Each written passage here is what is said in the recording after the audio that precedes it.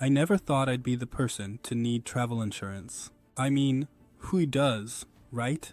You're going on vacation, you're supposed to relax, and everything is supposed to go smoothly. But that day, when I was halfway across the world in a tiny village in the middle of nowhere, everything changed. I woke up feeling off, just a little dizzy, maybe a bit nauseous, but nothing too concerning.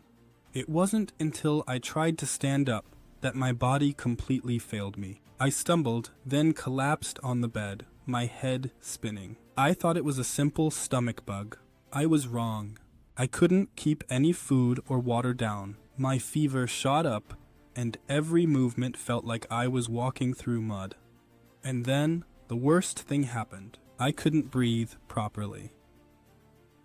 My chest felt tight. That's when I realized I needed help. Badly. I wasn't in a big city with all the comforts of home. I was in a place where the closest hospital was hours away, and it wasn't exactly known for its medical expertise.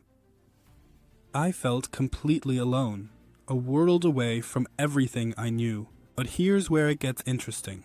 In the back of my mind, I remembered something, a decision I had made just a few weeks before. I'd hesitated, but I went ahead and got travel insurance. Not because I thought something would go wrong, but because a little voice in my head told me it was better to be safe than sorry. And in that moment, it was the best decision I had ever made. I called the emergency number for my insurance provider, and I swear it felt like a lifeline. They didn't just tell me to go to the nearest doctor. They stayed on the line, guided me, and started the process of arranging emergency transport to a hospital. My fever was rising, my breathing was getting worse, and they didn't leave me alone. They coordinated everything, even making sure I had access to the right medications once I got to a hospital that could actually help me. In the end, it wasn't just the insurance that helped. It was the peace of mind knowing that someone had my back, no matter how far away I was from home.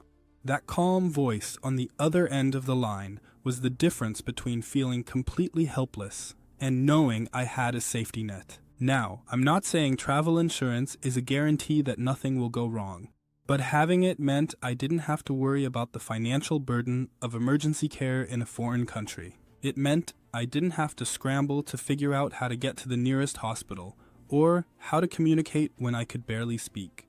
It meant I was able to focus on getting better instead of being buried under a mountain of stress. So here's my tip.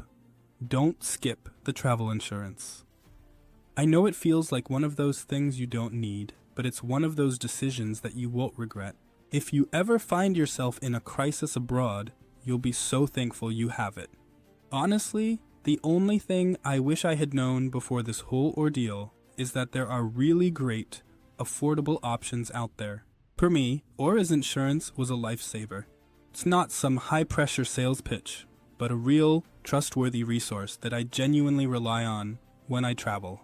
It saved me not just money, but also a lot of stress and panic. So if you want to travel smarter, check them out, auras.insure. I swear by it. You never know when that little bit of extra protection will make all the difference.